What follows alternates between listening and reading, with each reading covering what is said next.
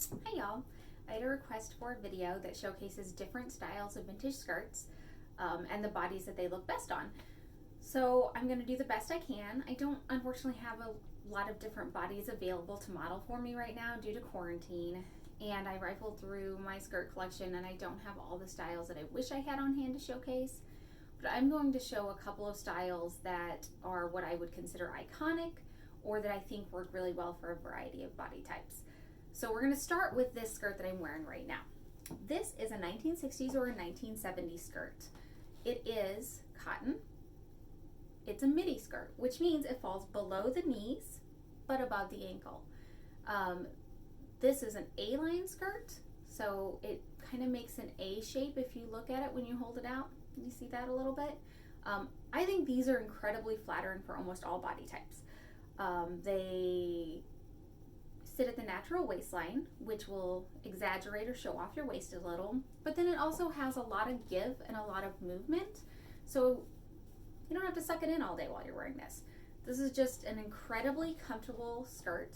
I would say that I think that these look best on curvy figures. I think they look good on a lot of different heights, which for me, I'm 5'2", so maxi skirts look kind of ridiculous on me. They cut off my body at a weird angle and they make me look shorter and stubbier than I am, which I am short and stubby. But I feel like this type of skirt sits at just the right spot, that it doesn't make my legs look too short, it doesn't make my torso look too small. So again, this is a 1960s, 1970s cotton A-line midi skirt. This is a 1970s peasant skirt. These are really iconic for the 60s and 70s. They invoke to me the free love feeling and style, the boho hippie style, and there's a reason for that. These are almost always in cotton. They're always floral prints or some kind of bright, cheerful print, but more often than not, you're going to find these in a floral print. So, flower power, that kind of thing.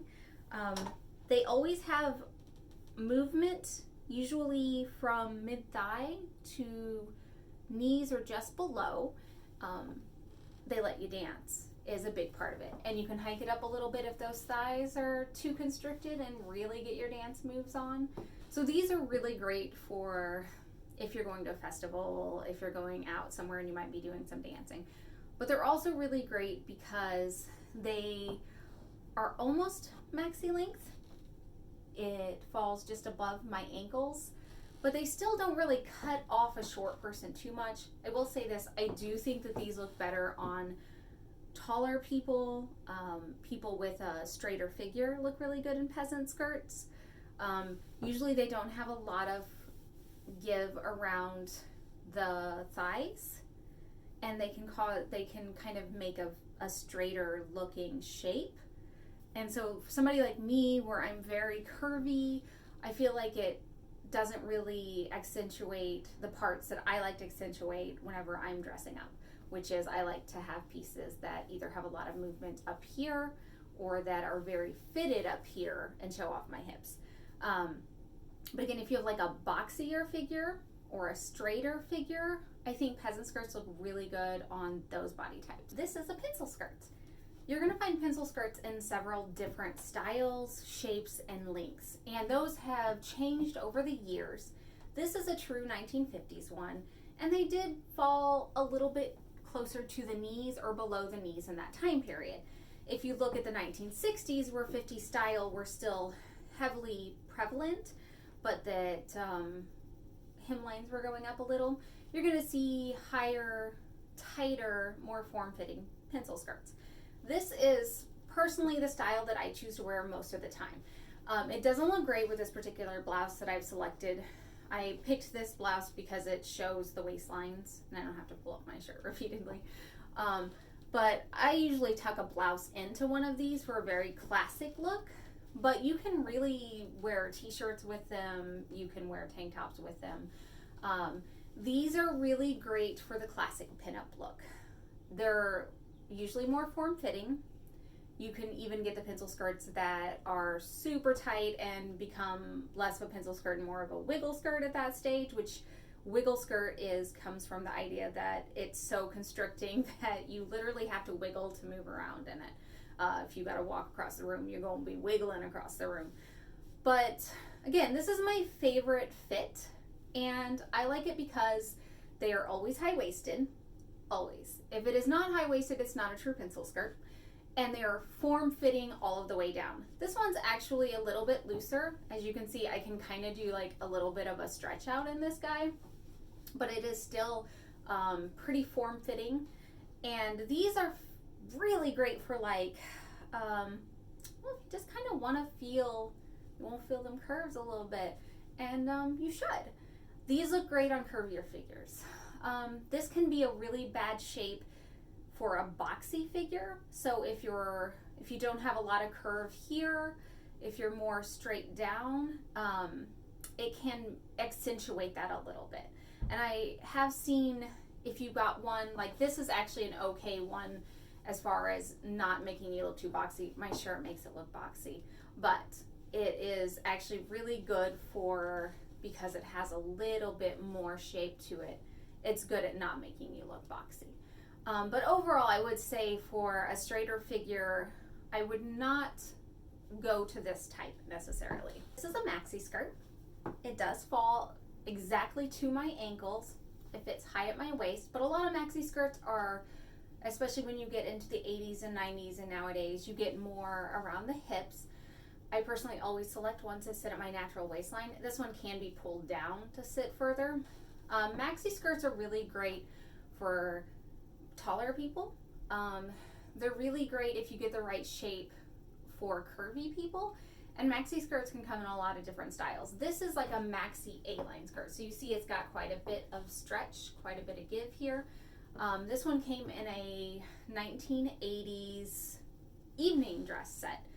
The top was a really elaborate velvet top, and the top didn't work for me. It had too much damage, but I did keep this skirt because out of all the maxi skirts I've encountered, this one's just a very classic fit. And even though I don't like maxi skirts on my particular height and body type, I think this is a great one. You will see from the 70s and 80s a lot of maxi skirts in really bright colors that were aimed towards voluptuous women. So like people with like 45-inch hips or bigger waists. They made almost, I don't love that style. And that's what we find a lot. We vintage sellers, when we go out looking, are these almost garish things meant to distract from the body type. I think, hands down, black velvet is the way to go if you a voluptuous girl. And black velvet maxi skirts are actually a really great flattering piece on anybody.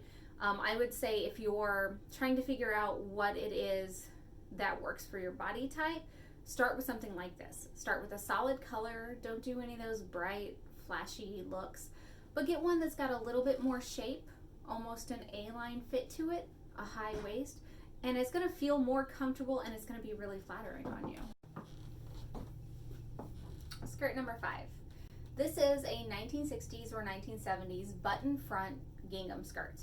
This is a midi skirt. As you see, it falls below the knees, above the ankle.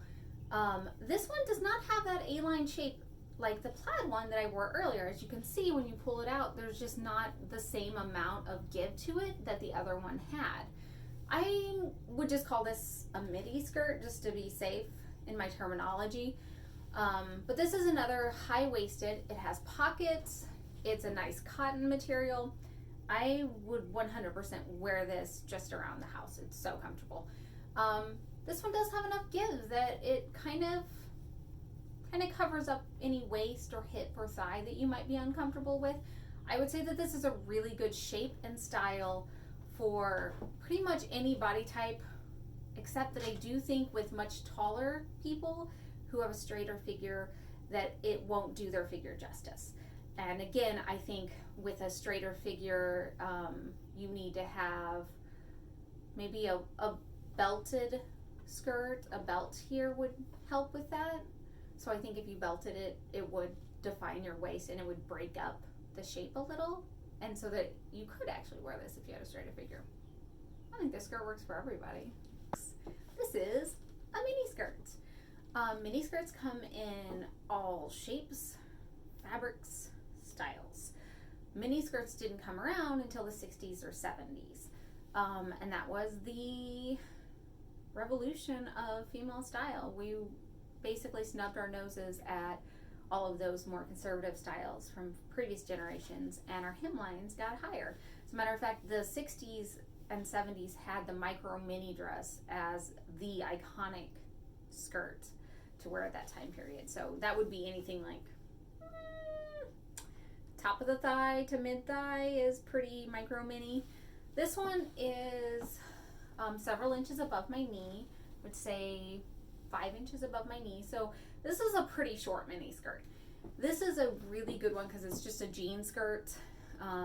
It's very straight and it is very comfortable. I will say, if you're going to choose a mini skirt, I think an A-line skirt looks really good on straighter, boxier figures. And a curvier figure looks better in a straighter skirt like this. So this is like almost a pencil skirt mini skirt. This is like my go-to when I'm going out on the town with like my girlfriends or something. A skirt like this is. I think they're really flattering and they can really make anybody's legs look longer. Again, it's about finding that fit that works best for you. So maybe a blue jean mini skirt isn't the right fit for your height or your body type, but maybe a chiffon A-line mini skirt would look fabulous on you. I will say that I had a friend who was all legs. She was 6 feet tall, had gorgeous legs, and she would put on the little 90s skater mini skirts, which is like the chiffon A-line little skirts, and they looked fabulous on her, and they just made me look stubby. So find that skirt style that works for you by trying on different things. But the main ingredient to wearing a mini skirt or a micro mini skirt is confidence. I think you could wear any skirt you want with confidence, but especially a skirt like this. I will 100% say the only time I've ever judged a girl for wearing a mini skirt in public is when I see her doing this, because she's not comfortable and she's pulling it down. So wear it with confidence, rock it. Of course, you do have to pull it down when you stand up every now and then so it doesn't hike up too much, so I'm not judging you for that. But if every time you're standing there and you're doing this, you're not comfortable in it, and it would be better to just get a longer skirt or a different fit than to be uncomfortable. You gotta be comfortable. It's super important. Okay, last skirt. This is a 1940s or 1950s. It's sometimes hard to narrow it down because a lot of the designers created during the same time period.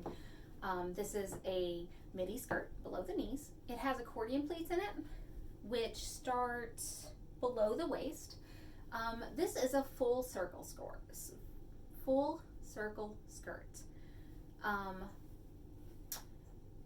You can tell that by stretching it out. And as you can see, this would create a full circle if it was laid out flat on the ground. A circle skirt is very iconic for the 40s and 50s. This is the shape and the fit that you think about when you think about women wearing skirts at that time period. Poodle skirts are circle skirts, just usually out of a felted material with a design on the side. Poodle skirts and a traditional circle skirt like this, I would say, are actually a really good shape for curvy women. They accentuate your waist and they have lots of space for those hips, but they also create curves if you don't have them. So again, accentuating this waist, this is full enough that it creates hips, which I don't need that help. I've got more hips than I can handle. There's also space enough here for crinoline. I will say this, I don't think crinoline looks good on like 90% of the body types. And that's not to say that you can't wear it. I'm just, in my personal opinion, I think crinoline creates such a bell shape that it's not always flattering on people. But again, if you're looking to create that shape, that extremely exaggerated waist with extremely full flare, you're going to need crinoline to do that. But this skirt, even without crinoline, kind of creates that shape. It kind of gives you that belling out from the waist. And the accordion pleats give it a lot of movement, which I love. So I think that this type of skirt really works great on a lot of different body types. But it's really great on petite people who are looking to create curves or the illusion of curves. Another thing that you can always do is you can add a belt and make skirts or dresses work for you in different ways. So, for instance, I have a short torso, and I have pretty proportionate legs, but my torso is very short. So sometimes I will, and this is a black patent leather vintage belt that I'm going to be bringing to the shop soon, but belting below your natural waistline a little bit gives you an elongated torso. This would work better if I was wearing a blouse rather than this crop top. But if you want to add to your torso, you can add a belt like that. If what you're interested in is exaggerating your waist, giving yourself more of a waist shape, just a second.